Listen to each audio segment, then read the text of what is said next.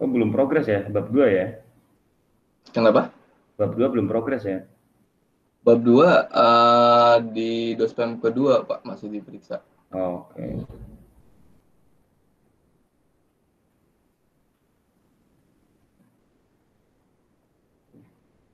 Udah kelihatan belum? Sudah kelihatan, Pak.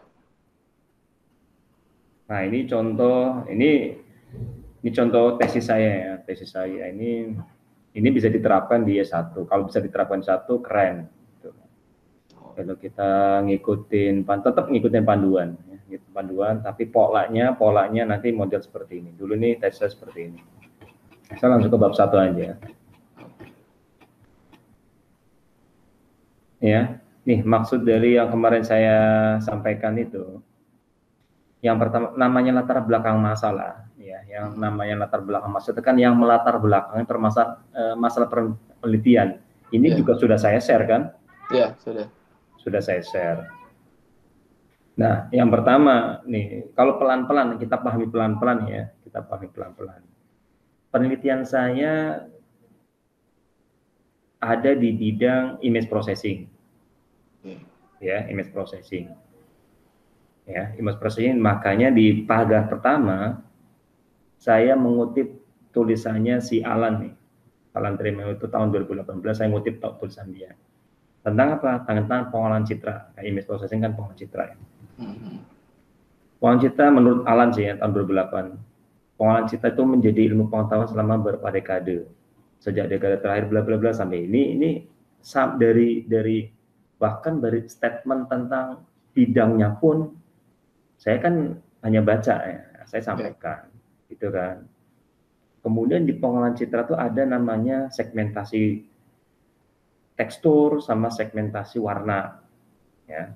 Kebetulan di sini penelitian saya ini objeknya itu kulit.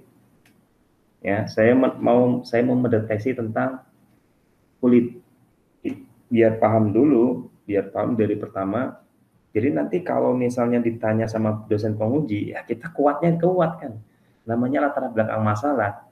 Jadi yang melatar belakangnya ya, pertama bidang dulu. Kalau ditanya dirimu bidangnya apa? Penelitian itu bidang apa? Penelitian yang Anda lakukan itu bidang apa?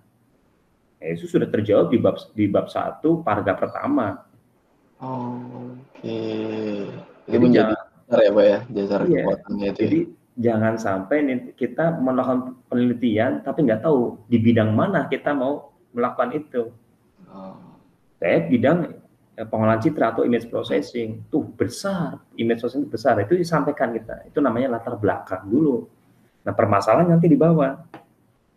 Ya kan, segmentasi warna dapat digunakan dalam berbagai penerapan seperti deteksi kulit. Deteksi kulit memainkan peranan penting bla bla bla bla. Terus siapa yang mengatakan ini hampir mirip Kak Komano? Ada nggak papernya loh? Saya baca papernya di mana? Nah, sini saya kumpulkan jadi satu nih papernya nih saya ini. Ada Kako Edmonton 2007. Ini awalnya saya baca punya Kakomanu. Ini saya baca, tapi walaupun nggak semuanya, tapi kita baca. Dan seterusnya lah pokoknya. Nah, saya nggak jelasin satu persatu paper lah. Intinya papernya saya kumpulkan jadi satu nih, yang referensi saya. Dan semuanya paper internasional. Bukunya hanya 2 nih, ya. Bukunya saya punya 2, punya si Antonio et al sama punya si ini nih si Willy. Itu berbentuk e-book gitu Pak ya berarti ya? E-book, ini e-book nih. Gitu ya. Ini e-book nih. Sisanya paper semua. Kalau e-book emang kita buat apa? Buat bahan baca-baca aja. Gitu sebenarnya. Jelas ya sampai sini ya. Ini kamu tidak harus ideal seperti ini, tidak harus. Minimal ada gambaran lah ke sana. Ini mudah-mudahan sih ada yang gabung lagi ya. Mudah-mudahan gabung lagi. Ini kenapa kok saya sampaikan seperti ini? Saya sampaikan tadi tidak harus ideal seperti ini, tapi minimal Anda punya gambaran. Jadi kalau tanya bidangnya apa, terjawab semuanya. Sampai juga saya meneliti punya si Tan itu. Jadi batas wilayah kulit dan non kulit itu akurasinya hasilnya lebih penting nih untuk segmentasi kulit. Nah, saya baca punya tahun 2012. Paragraf pertama. Nah, paragraf kedua saya bahas tentang objeknya. objeknya tadi saya sampaikan kulit. Maka tadi sampai kamu objeknya apa sih? Penelitianmu itu objeknya apa? Sebenarnya objek itu nanti nggak terlalu penting, karena nanti ya sudah hanya objek aja. Yang penting itu nanti penerapannya, gitu ya. Ini bahas tentang kulit nih, banyak nih objek buat kulit, Guerrero, kemudian Amjad tahun 2012, ya, kemudian dan seterusnya nih. Ini bahas tentang apa contohnya nih? Deteksi kulit manusia pada warna citra adalah nih, perubahan hasil merupakan kunci utama dalam tahap proses aplikasi pengolahan citra. Jadi saya tertariknya di situ tuh. Jadi untuk pengolahan citra kayak yang sekarang diterapkan, deteksi wajah, deteksi pornografi, deteksi apa untuk alat pendeteksi suhu manusia, kalau untuk pesawat terbang itu kan di atas kan nggak kelihatan manusia. Nah, itu dari pertama deteksi kulit, kemudian di suhu tubuh. Nah, itu di situ tuh. Dari situ nanti makanya nanti penelitian saya seberapa besar tingkat deteksi kulitnya. Ini di sini kulit manusia. Nah, yang ribet itu kan manusia kan banyak ras. Ini kan saya ceritakan aja penelitian saya biar nanti ada gambaran ya, betul. Jadi paham, penelitian sendiri itu paham apa yang dilakukan itu nanti paham. Maksudnya apa itu nanti paham banget. Itu contohnya banyak nanti bisa diterapkan. Makanya ini dasarnya di deteksi kulit. Kemudian ada beberapa warna-warna kulit. Ya, warna kulit ini menurut topik yang penting ya. Kenapa? Sulit soalnya. Warna kulit saya kecoklatan. Kalau meja yang coklat hampir mirip. Kalau di capture, nah belum tentu kan, ini kan kita warna nih. Nah, warna kalau bisa di capture dari jauh sama nanti warnanya. Nah itu yang sulit. Makanya kita pakai cara-cara orang lain nih. Nah di sini ya si Yang mengatakan bahwa ya kulit ini, segmentasi warna ini berdasarkan warna merupakan isyarat visual yang efektif dan kuat untuk mencirikan sebuah objek dari yang lain, itu warna. Cuman kelemahan, nanti ada kelemahan di sini. Secara umum, deteksi kulit mengandalkan pemodelan statistik karena berdasarkan aturan dari pendekatan deteksi kulit. Ya, jadi kan ada statistik kulit di sini, ada kulit warna itu ada namanya, ada RGB ya, ada warna RGB, HSP, dan di bawahnya ada WSPCR dan itulah. Nah, itu seterusnya kita ceritakan. Ini yang bab 1 ya. Kemudian fair lagi, beberapa metode. Kalau misalnya kamu bukan penerapan metode, ya berarti caranya solusi dari peneliti-peneliti yang kamu baca papernya itu digambarkan apa solusinya dia. Misalnya dia menggunakan kemarin si Vina itu yang kayak itu tuh ya, usulan loh,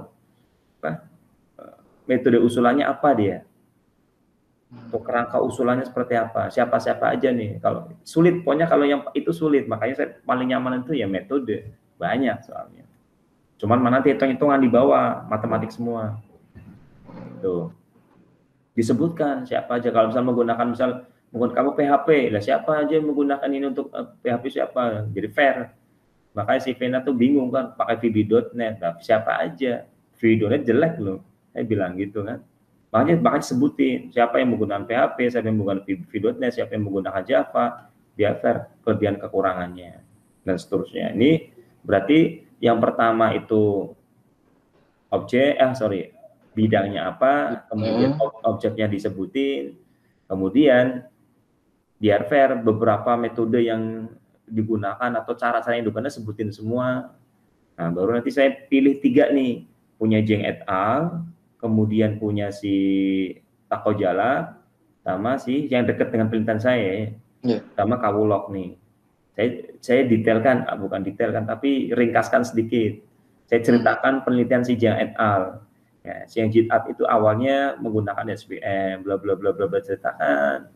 Tapi kalau bab 1 nggak boleh ada grafik atau tidak ada tabel, makanya saya ceritakan aja nih. Akhirnya di kulit tumbuh, itu emang di papernya dia, sih Jeng et al 2007 saya ceritakan. Dia ya hasil positive rate-nya, jadi positive rate-nya itu tingkat positifnya itu 20,1% menjadi 4,2 ya, 4,2%, dan meningkatkan true positive rate dari 92 7,9 menjadi 94. Ini sebenarnya 24 ini kurang, ini 24 itu. yang dilakukan penyaringan warna untuk data berisi 600 gambar. 600 gambar ini datasetnya ambil dari penelitian punya Bozerdom tahun 2003. Nah, kalau saya ambil datasetnya dari Michael Kawlock tahun 2013. Nah, itu. Jadi datasetnya tuh fair, nggak private, public, jadi umum. Itu bisa diterapkan di semua, karena di dataset tersebut ada yang kulit hitam, kulit putih, negara ini, ya itu dicampuran, fair jadinya. Kemudian saya ceritakan punya Tako Jarab juga yang pakai ANN. Kemudian saya ceritakan juga punya si Ruiz de Solar tahun 2004. Saya ceritakan juga punya Kawlock tahun 2011. Dia sebenarnya ada penelitiannya tuh 2011, 12, 13, ada 3 tahun Kawlock ada semua. Itu. Kemudian penelitian Wigton nih yang meneliti tentang fitur tekstur. Ya, dia menggunakan LDA sama MAP. Gitu, dia ceritakan. Kawlock nih tahun 2013 saya ceritakan terakhir. Nah, baru nanti yang tahap terakhir itu, ini statement saya atas dasar tadi yang di atas, gitu. Ceritakan. Maka pada penelitian ini dikembangkan skema penggabungan dari analisa spesial, keunggulan pemodelan kulit, DT, ini yang di Central Atom yang digunakan oleh Kawlock. Ini nih kalau penerapan metode ya. Jadi gitu, secara garis besar, ya secara garis besar bab 1 itu bidangnya apa, diceritakan objeknya apa, kemudian siapa-siapa saja nih yang meneliti tentang tema yang mirip dengan apa yang kita lakukan nanti. Itu, biar fair, dia lakuin apa, kalau misalnya website sudah banyak, lah apa keunggulannya dirimu apa, misalnya. Nah, itu kan harus fair, orang nanti ya kamu jelaskan ke penguji itu fair gitu. Oh ternyata ada orang lain yang melakukan hal seperti ini, dia caranya seperti ini, gitu kan. Kemudian tapi saya beda caranya, walaupun kasusnya sama, ya gitu. Paham nggak sampai sini? Paham, berarti kita maksudnya peneliti sebelumnya kan udah ada nih, misalnya kalau saya kan di website juga nih, yang di pariwisata kan kayak sistem informasi di website pariwisata. Jadi saya ada nilai lebih di penelitian saya gitu, yang lain beda dari penelitian sebelumnya kan. Ya pokoknya intinya itu bisa dipertanggungjawabkan, ya. Jadi ada papernya, dia ngapain, nanti kamu jelaskan.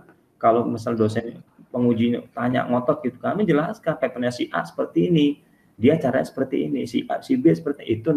Kalau ditanya kenapa Anda melakukan penelitian tersebut, gitu. Kemudian saya punya cara sendiri Pak, dibandingkan dengan si A, B, C, dan ternyata hasilnya apa yang saya lakukan, oh hasilnya lebih keren. Misalnya, gitu kan? Itu bab 1. Nah, jelas ya bab 1 ya? Jelas, Pak. Nah, saya jelaskan yang bab 2 nih. Yang pertanyaan kamu, kalau di ini hampir mirip landasan teori karena pembiaran di bawah. Sama panduan kita hampir sama. Nah, tujuan studi, nah, saya sampaikan juga yang tadi bab 1 ringkasannya, saya bikin detailkan nih di sini. Tujuan studi. Jadi berdasarkan ini, makanya saya sampaikan kenapa Anda melakukan ini. Oh, saya baca penelitian si A seperti ini, si B seperti ini, si C. Nah, saya ceritakan detailnya nih, punya si Jiang et al 2007. Model penelitiannya si Jiang et al, bla bla bla bla bla bla. Kalau dan papernya, sebutin aja, mah dicari. Jiang et al nih. Sorry, bukan ini. Nah, ini nih. Nah, ini punya Jiang et al 2007. Jelasin, paling nyaman jelasin dia ada abstraknya. Oh. Udah, yang penting paham banget tuh. Sorry ini Jiang et al. Ini Jiang et al nih yang saya baca pertama ini tahun 2007. Gitu kan? Udah. Baca, oh dulu sama nih kayak gini nih. Bahasa Inggris kalau ngerti kasih artinya dikit-dikit. Nah, ini dicoret-coret sendiri. Itu kalau jelasin. Jadi kalau misalnya penguji tanya ini, oh kita jelasin ini punya si dia dulu. Tapi kamu tidak harus seperti ini. Iya. Tapi biar ada gambaran gitu loh. Saya tuh sampai kenalan sama Michael Kawlock. Michael Kawlock tuh waktu itu masih jadi asisten profesor di di Harvard University. Saya sampai email-emailan dikasih datanya saya sama Michael Kawulok. Itu sampai segitunya. Langsung dijawab tuh, saya email pagi, sore dijawab. Itu. Ya, oke, saya kembali ke sini ya. Kalau saya ceritakan tuh awalnya SPM menyaring warna bla bla bla, itu kita bahasa Indonesia kan. Ya, kita berdasarkan penyataan si Kawulok tuh. Sampai terakhir dengan model penelitiannya seperti ini. Saya gambarkan. Nah, ini dia dengan gambarkan, tapi saya punya, setelah saya baca, ya sudah saya gambarkan modelnya gitu aja. Dia tidak ada gambaran kayak gini si Jiang et al, nggak ada. Oh, kalau bisa di paper itu dia nggak ada gambar seperti ini, kita ya, boleh saya paham. gambar. Iya, saya paham nih, dia lakukan ini. Yang pertama datasetnya menggunakan brand umum di situ, menggunakan IBTD, kalau semuanya IBTD dataset. Ya, tadi saya sampaikan. Dia juga menggunakan itu juga, ya, datasetnya. Pertama, dia penelitiannya segmentasi, tentang segmentasi. Ada proses awalnya penyaringan kulit menggunakan SPM, kemudian fitur kulitnya menggunakan Gabor flat, ya, si Jiang et al. Kemudian pengolahannya tetap masih segmentasi menggunakan ini water shot gitu kan, dia menggunakan itu. Hasilnya ya menggunakan true acceptance rate sama false acceptance rate. Nah, itu dia evaluasinya pakai itu. Nah, kemudian sama nih Wigton tahun 2011. Dia nih besi nih, ya, dia fitur tapi bukan fitur kulit, tapi fitur besi. Nah, tapi hampir sama. Yang penting fitur gitu kan. Makanya saya pakai LDA tuh, punya penelitiannya si Wigton, saya ambil itu ininya, metode algoritma LDA-nya, linear discriminant analysis-nya. Saya ceritakan LDA seperti apa. Ini nanti di bab 3 saya detailkan punya dia. Saya ceritakan biar kamu ada gambaran. Nah, saya ceritakan, kemudian nih punya si Wigton kayak gini nih modelnya. Meditasi. Hampir mirip. Tapi metodenya beda. Ya, evaluasinya pakai ROC dia. Kemudian Michael Kawulok nih rujukan utama saya ini, Michael Kawulok. Karena solusinya saya pakai menggunakan DT untuk menangani masalah SPM dan LDA. Nah, kemudian saya gambarkan, hampir mirip. Dia menggunakan, kalau si Michael Kawulok itu analisa menggunakan false positif sama false negatif. Ya, kemudian saya ringkasan nih, dari ini saya buatkan ringkasannya. Orang akan bingung nih bacain. Sebenarnya kalau sudah terbiasa sih nggak bingung dengan baca ininya, dia bingung. Cuman saya ringkas lagi. Ya, saya ringkas lagi penelitian si bahasanya si Jiang et al, punya Wigton, kemudian punya Michael Kawulok, saya ringkaskan lagi. Kemudian tidak sampai situ, kemudian saya buatkan tabelnya, biar lebih dipahami lagi. Udah biar langsung tuh. Oh, Jiang et al, masalah penelitiannya ini, proses awalnya segmentasi, proses akhirnya dataset menggunakan ini, ukurannya menggunakan ini, hasilnya ini tuh. Nah, kayak terakhir kan lulus tahun 2015 sebenarnya di 2014 akhir. Nah, hasilnya belum ketahui kan, belum bab 4. Nah, makanya saya menggunakan penelitiannya campuran algoritmanya punya Jiang et al, kemudian punya Wigton sama Kawulok 2013. Ya, saya menggunakan SPM, LDA dan DT saya gabungkan. Hasilnya seperti apa? Yo belum tahu. Nah, bab 4 ntar. Nah, itu. Kenapa saya seperti ini? Ya biar orang yang baca paham. Ya, tidak hanya saya sendiri tapi orang lain paham. Nah, itu. Jadi jangan bikin penelitian tapi kita sendiri yang paham, itu nggak fair. Makanya ada monef ya. Jadi ada monitor dan evaluasi itu seperti itu, diuji itu seperti itu. Anda bisa menjawab nggak? Nah, kerangka pemikiran saya di usulan. Nah, di sini ada usulan saya nih. Tuh. Apa yang diukur? Yang diukur Peskin saya menggunakan SPM. Kemudian Wecrash itu saya menggunakan LDA. DX itu desain transform. Itu yang diukur nih. Indikatornya ini. Indikator ini warna, ini fitur, ini jarak terdekat. Nah, gitu. Dijelaskan, orang penguji bingung udah. Oh iya gitu. Skin untuk apa? Oh, untuk deteksi warna. W bintang ini atau W keras ini untuk apa? Mendeteksi fitur kulit. Nah, kulit kan orang beda-beda, kulit bayi, kulit orang tua, kulit anak muda, itu kan beda-beda. Nah, fitur kulitnya. Kemudian jarak terdekat antara bukan kulit dan bukan kulit. Nah, ini gabungan, bisa gabungkan. Metodenya ini modelnya akurasi, pengukurannya menggunakan false negative rate sama false positive rate. Tingkat errornya berapa persen, lebih kecil apa enggak. Bab 3, nah, baru di caranya pengumpulan data saya menggunakan ini. Data awal saya transformasi dari RGB ke WSPS dulu, kemudian setelah jadi biner, nah, baru nanti dipakai LDA untuk apa, fitur kulitnya seperti apa, nah, gitu. Nah, terus ini cara ngitungnya dijelaskan juga, gitu. Terus ini bab 3 nih, sampai nanti penggabungan antara SPM itu diceritakan. Ini saya ceritakan secara garis besar aja.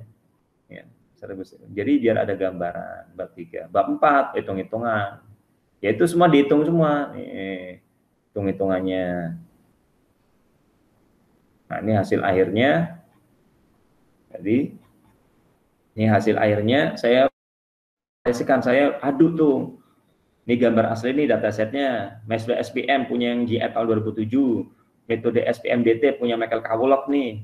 Nah, punya saya ini. Kalau gambar ini tingkat deteksinya gitu ya, hasilnya. Tuh, memang masih ada error nih, wajar. Ini saya pakai MATLAB. Tuh, ini hanya 10 data yang saya tampilkan. Padahal ada 550 data di sini tuh. Sampai segitu. Oke lah, kira-kira gitu. Gimana, Vina? Nyalain lah, kamera nyalain, Vina. Ini Pak, belum mandi Pak. Gak apa-apa, saya nggak tanya. Yang penting kamu pakai baju rapih gitu aja. Kalau belum mandi nggak masalah. Serius Pak. 3 rius. Ini aku lagi nih, belum mandi loh Pak. Lagi ngasuh Pak. Oh maaf. Pak, aku mau nanya nih Pak, yang poin ketiga itu loh Pak. Maksudnya gimana Pak? Saya nggak paham maksudnya yang poin ketiga itu Pak. Sebentar, saya baca lagi mana nih. Maaf Pak, belum mandi Pak.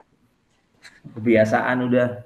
Enggak, lagi ini ngurusin adik, Mbak. Oh iya nih, poin ketiga. Poin ketiga kan tabel 21, judul penelitiannya terkait aja. Kamu kan enggak tuh. Iya Pak. Ya, contohnya nih saya tadi kamu nggak ikut ya contohnya. Sebentar saya buka bab 2. Sana. Biarin aja. Enggak, saya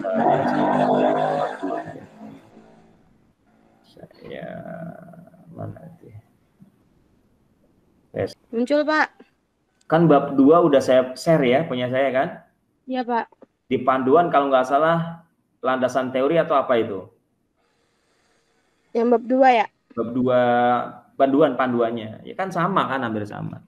Iya Pak. Kemudian saya misal landasan teori, nggak usah ada kerangka pemberian, nggak apa-apa, sesuai dengan panduan aja ya.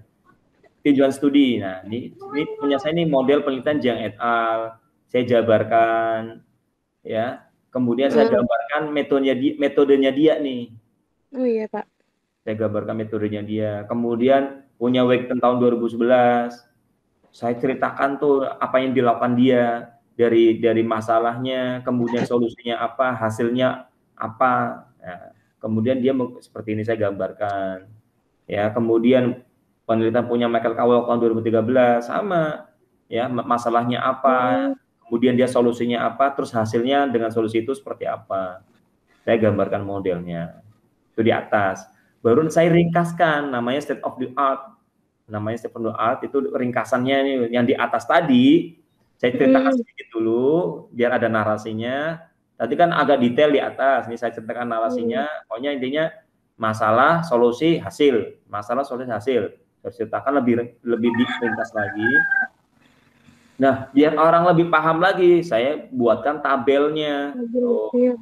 Tabel Jiang et al. Masalahnya ini, dia menggunakan metodenya, caranya ada proses awal, segmentasi, proses akhir, datasetnya ini, pengukurannya menggunakan ini, hasilnya ini.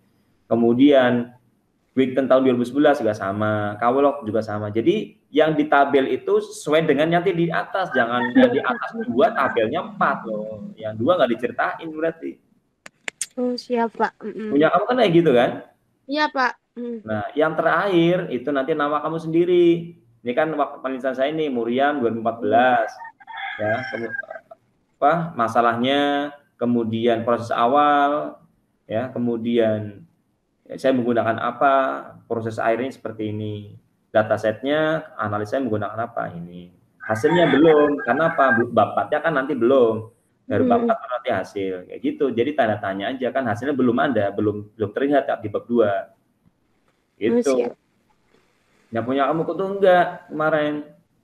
Iya, Pak. Mana ya kemarin ya? Ini ya terakhir kalau nggak salah ini.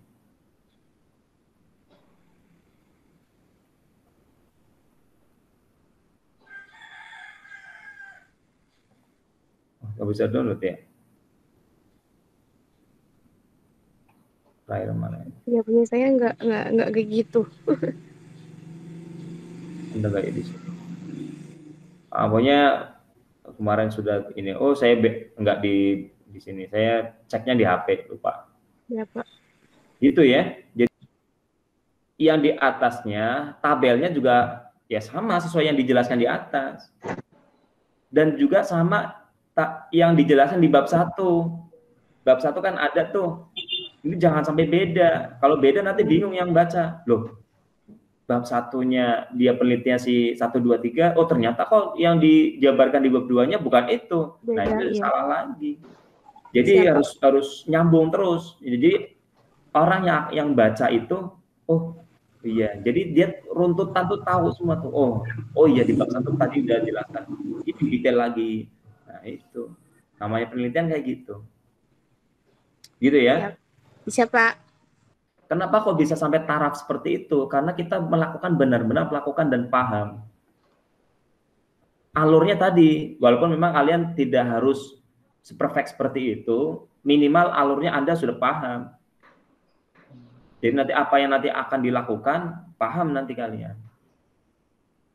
Jelas ya sampai sini ya. Jarang ada yang bertahan, jadi mahasiswa bimbingan ya. Biasanya udah lewat semua. Lewat Pak, saya ngundurin diri Pak. Ya sih nggak masalah. Apakah saya marah? Wah, justru saya senang. Kenapa? Jadi yang mengganggu hidup saya itu berkurang. Gitu. Kalau kayak gini kan kalian kan termasuk mengganggu hidup saya kan. Gitu kan? Saya harus meluangkan waktu untuk kalian. Gitu kan. Tapi ya itu kewajiban saya. Kalau sudah, yang penting sama-sama konsisten ya saya nggak masalah. Gitu aja di luar kesibukan masing-masing ya silakan aja gitu ya. Ada yang tanyakan lagi?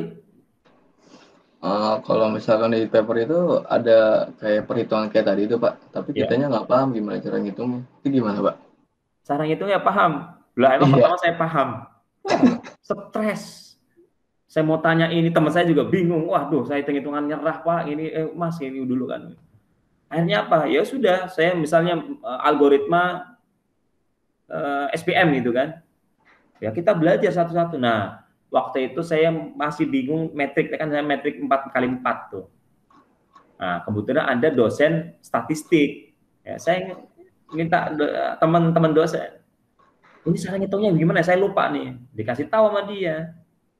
Oh gini Pak gini. Oh tahu, wah baru deh. Kita lakuin di rumah sendiri, hitung-hitungan sendiri, gitu. Gitu ya, Tri ya. Bisa Pak. Belajar, saya juga bingung, tapi kan karena mau tidak mau saya harus bisa ngitung, ya. Mau tidak mau bisa 1 minggu, yang hari terus itu bisa. Gitu.